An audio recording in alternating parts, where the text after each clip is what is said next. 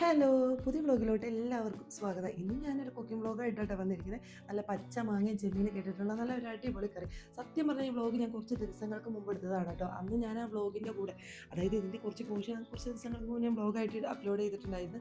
അന്ന് ആ വ്ലോഗിൽ ഞാൻ പറയുകയും ചെയ്തിട്ടുണ്ടായിരുന്നു ലെങ്ത്ത് കൂടിപ്പോവും, അതായത് വീഡിയോയുടെ ലെങ്ത്ത് കൂടിപ്പോവും. അതുകൊണ്ട് ഈ റെസിപ്പി ഞാൻ അതിൽ നിന്ന് റിമൂവ് ചെയ്തിട്ടുണ്ടെന്നൊക്കെ പറഞ്ഞിട്ടുണ്ടായിരുന്നു. പിന്നെ എനിക്ക് തോന്നി ഇന്നിത് അപ്ലോഡ് ചെയ്തേക്കാമെന്ന്.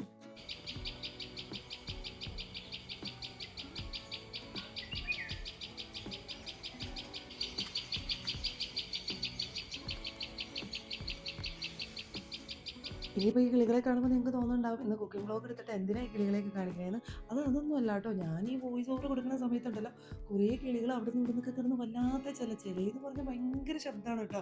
അപ്പോൾ പിന്നെ അതെന്താണെന്ന് അറിയാൻ വേണ്ടി ഞാൻ പുറത്തേക്ക് ഇറങ്ങിയതാണ്. അപ്പോൾ ഇങ്ങനെ ചുറ്റും പുറവും പിന്നെ ടെറസിൻ്റെ മേലെയൊക്കെ ഇങ്ങനെ കൂട്ടത്തോടു കൂടി കിളികൾ ഇരിക്കുകയായിരുന്നു. ചില സമയത്ത് നിങ്ങളുടെ ഒച്ച കേൾക്കുമ്പോൾ ഭയങ്കര ഇഷ്ടമാണ് കേട്ടോ. പക്ഷേ ചില സമയത്ത് ഭയങ്കര ഡിസ്റ്റർബൻസ് ആയിട്ട് എനിക്ക് തോന്നാറുണ്ട്. പിന്നെ ഇത് ഒത്തിരി കിളികളൊക്കെ ഇങ്ങനെ ഇരിക്കുന്നുണ്ട് കേട്ടോ. നമ്മൾ കാണാത്ത ബേഡ്സൊക്കെ ഇങ്ങനെ വന്നിരിക്കുമ്പോൾ അതൊക്കെ ഒരു കാണുമ്പോൾ ഒരു സന്തോഷം അത്രയൊക്കെ ഉള്ളൂ. പിന്നെ ഈ വോയിസ് ഓവർ ഞാൻ പകലല്ല കൊടുത്തുകൊണ്ടിരുന്നത്. പിന്നെ ഞാൻ സന്ധ്യയിലേക്ക് മാറ്റി. അതായത് ഇന്നലെ നൈറ്റിൽ ഇരുന്നിട്ട് ഞാൻ അങ്ങോട്ട് വോയിസ് ഓവർ കൊടുത്തിട്ടാണ്. അപ്പോൾ ഇനി ഒട്ടും വൈകിക്കാണ്ട് തന്നെ റെസിപ്പിയിലേക്ക് കിടക്കാം. അതിനായിട്ട് ഞാനൊരു നല്ല പുളിയുള്ള മാങ്ങ എടുത്തിട്ടുണ്ട് കേട്ടോ. ഈ മാങ്ങ നല്ല അടിപൊളി ടേസ്റ്റാണ് കേട്ടോ. നല്ല പുളി കറിയിൽ കുറച്ചിട്ടാലും മതി, നല്ല അടിപൊളിയായിട്ട് പുളിയൊക്കെ ഉണ്ടാവും കേട്ടോ. അപ്പം ഞാനുണ്ടല്ലോ കഴിഞ്ഞ ദിവസം ചെമ്മീൻ മേടിച്ചപ്പോൾ ഉണ്ടല്ലോ ഒരു 1.5 കിലോത്തോളം ചെമ്മീൻ മേടിച്ചിട്ടുണ്ടായിരുന്നു.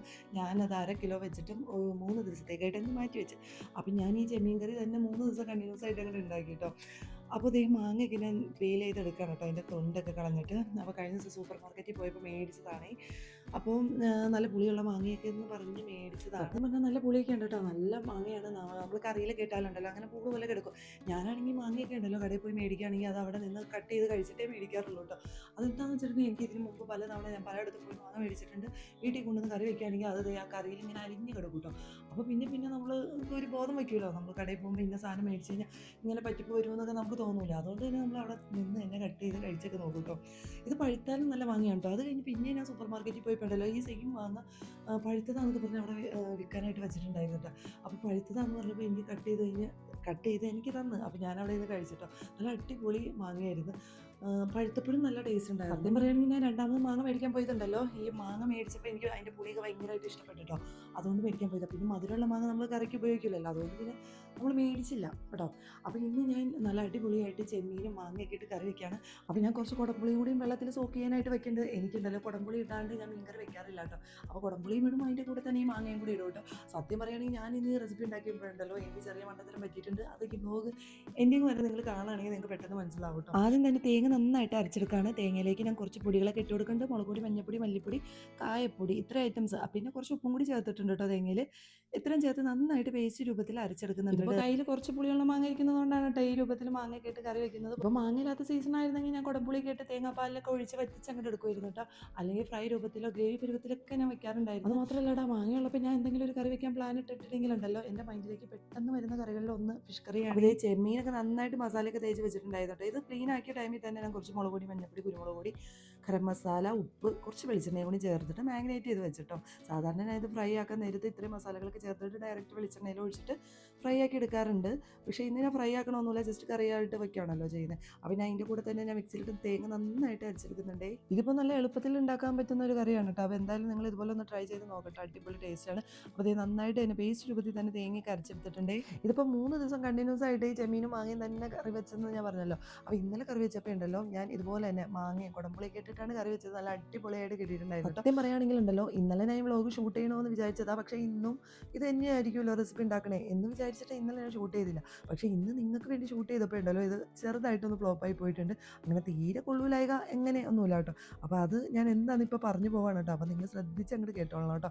ഞാൻ ഓൾറെഡി കുടംപുളി മാങ്ങയൊക്കെ എടുത്ത് വെച്ചിട്ടുണ്ടല്ലോ. ഇന്നലെയും ഇതുപോലെ തന്നെ സെയിം കുടംപുളി മാങ്ങയൊക്കെ ഇട്ട് തന്നെയാണ് കറി വെച്ചത്. പക്ഷേ ഇന്ന് ഞാൻ മാങ്ങ എടുത്തപ്പോൾ ഉണ്ടല്ലോ 2 പീസ് കുറച്ച് കൂടുതലായി പോയിട്ടുണ്ടായിരുന്നു കേട്ടോ. അപ്പം തന്നെ നിങ്ങൾക്ക് ഏകദേശം കാര്യം മനസ്സിലായിട്ടുണ്ടെന്ന് വിചാരിക്കുകയാണ്. നന്നായിട്ട് തന്നെ പുളി അങ്ങോട്ട് കയറിയിട്ടുണ്ടായിരുന്നു. നല്ല പുളിയുള്ള മാങ്ങയായിരുന്നു. അതിൻ്റെ കൂടെ തന്നെ ഈ കുടംപുളിയും കൂടി ഇട്ടപ്പോൾ ഉണ്ടല്ലോ നന്നായിട്ട് തന്നെ പുളി ഇങ്ങനെ എടുത്തടിക്കണ്ടായിരുന്നു കേട്ടോ. കാര്യം ഞാൻ ഇത്രയും കുടംപുളി ആയിട്ട് ഇട്ടോളൂ, പക്ഷേ ആ മാങ്ങയിൽ നിന്ന് വന്ന പുളിയാണ് കേട്ടോ. അപ്പോൾ ദേ പുളിയും വെള്ളവും കൂടി ചേർത്തിട്ട് ഞാൻ അതിലേക്ക് ഒഴിച്ചു കൊടുത്തിട്ടുണ്ട്. 2 കറിവേപ്പിലയും ഇട്ടിട്ടുണ്ട്. പച്ചമുളക് 2 ഞാൻ കട്ട് ചെയ്തും കൂടി ഇട്ടിട്ടുണ്ട്. പിന്നെ ഞാൻ പറയാൻ വിട്ടു, കുറച്ച് കൊച്ചുള്ളി അരിഞ്ഞതും ഇഞ്ചി ചതച്ചും കൂടി ഇട്ടിട്ടുണ്ട്. തേങ്ങാരപ്പ് ചേർക്കുന്ന സമയത്ത് തന്നെ പാകത്തിന് വെള്ളമൊക്കെ ചേർത്താണ് വെച്ചത്. ഇനി വേറെ എക്സ്ട്രാ വെള്ളമൊന്നും ചേർക്കുന്നില്ല കേട്ടോ.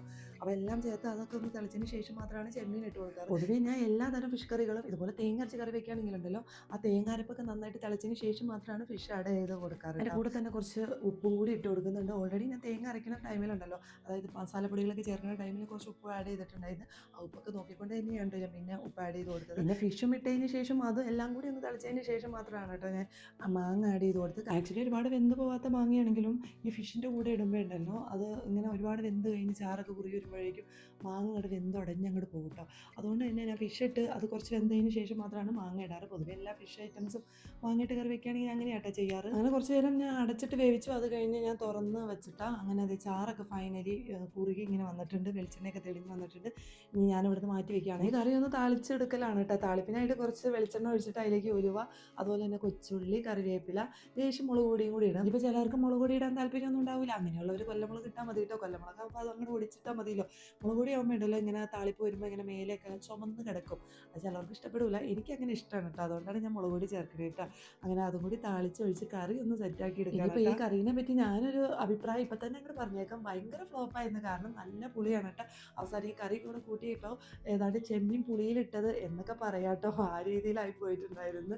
കാരണം പുളി അങ്ങോട്ട് കൂടി പോയിട്ടുണ്ടായിരുന്നു. അതുകൊണ്ട് തന്നെ നിങ്ങൾ ഈ കറി ഉണ്ടാക്കുമ്പോൾ ഉണ്ടല്ലോ മാക്സിമം പുളി, പ്രത്യേകിച്ച് ഈ 2 തരത്തിലുള്ള പുളി ഇടുമ്പോൾ നമ്മൾ ഭയങ്കരമായിട്ട് ശ്രദ്ധിക്കണം. പക്ഷെ ഞാൻ എന്താണോ ഇന്നലെ ഉണ്ടാക്കിയപ്പോൾ ഉണ്ടല്ലോ അത് കറക്റ്റ് പുളിയൊക്കെ കിട്ടിയിട്ടുണ്ടായിരുന്നു.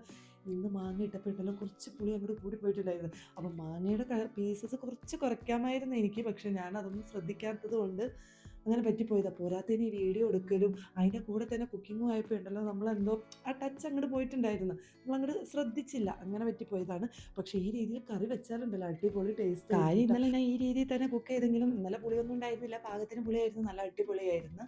പക്ഷെ ആ കോൺഫിഡൻസ് ഞാൻ ഇന്നെടുത്തപ്പോൾ കുറച്ച് കൂടുതൽ പുളിയായി പോയതാണ് കേട്ടോ.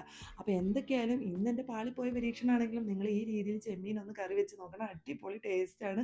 പുളി കുറച്ചാൽ മാത്രം മതി കേട്ടോ. ഇനിയിപ്പോൾ ഈ ഫിഷ് കറി എല്ലാ ഫുഡ് ഐറ്റംസിൻ്റെ കൂടെ സെർവ് ചെയ്യാവുന്നതാണ് കേട്ടോ. ചപ്പാത്തി, അപ്പം, പുട്ട്, ചോറ് അങ്ങനെ വേണ്ട എല്ലാത്തിൻ്റെയും കൂടെ കഴിക്കാവുന്നതാണ്. അടിപൊളി കോമ്പിനേഷൻ. അപ്പോൾ ഞാൻ പിന്നെയും പറയുകയാണ്, കാര്യം എൻ്റെ ഫ്ലോപ്പായി പോയ റെസിപ്പി ആണെങ്കിലും നിങ്ങളിതൊന്നും പരീക്ഷിക്കാണ്ടിരിക്കരുത്. എന്തായാലും ട്രൈ ചെയ്ത് നോക്കണം. എന്നിട്ട് ഫീഡ്ബാക്ക് അറിയിക്കുക. പൊതുവേ എൻ്റെ വീഡിയോസിനെ പറ്റിയുള്ള നിങ്ങളുടെ നല്ല അഭിപ്രായങ്ങളും ചീത്ത അഭിപ്രായങ്ങളൊക്കെ എൻ്റെ കമൻറ്റ് ബോക്സിൽ കമൻറ്റായിട്ട് രേഖപ്പെടുത്താവുന്നതാണ്. പിന്നെ ഒത്തിരി സന്തോഷമുണ്ട് കേട്ടോ. എൻ്റെ കമൻറ്റ് ബോക്സിൽ കുറേ പോസിറ്റീവായിട്ടുള്ളതും പിന്നെ കുറച്ച് നെഗറ്റീവായിട്ടുള്ള കമൻസൊക്കെ വരുന്നുണ്ട്. പോസിറ്റീവായിട്ടുള്ള കമൻസുകളൊക്കെ വായിക്കുമ്പോൾ ഒത്തിരി സന്തോഷമാണ്. പക്ഷേ നെഗറ്റീവായ കമൻസും എനിക്ക് സന്തോഷം തന്നെ ഒരു കാര്യം തന്നെയാണ് കേട്ടോ. ഞാൻ അതിനൊന്നും അതൊക്കെ ഓർത്തിട്ട് ഞാൻ സങ്കടപ്പെടാറൊന്നുമില്ല. ഇഷ്ടമുള്ള രീതിയിലൊക്കെ കമൻറ്റ് ചെയ്യട്ടെ കേട്ടോ. എല്ലാം ഞാൻ അംഗീകരിക്കുകയാണ് കേട്ടോ.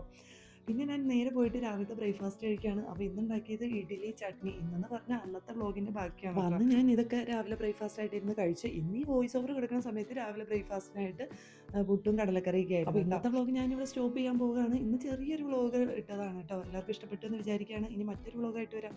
അതുവരേക്കും എല്ലാവർക്കും ഓക്കെ, ബായ്.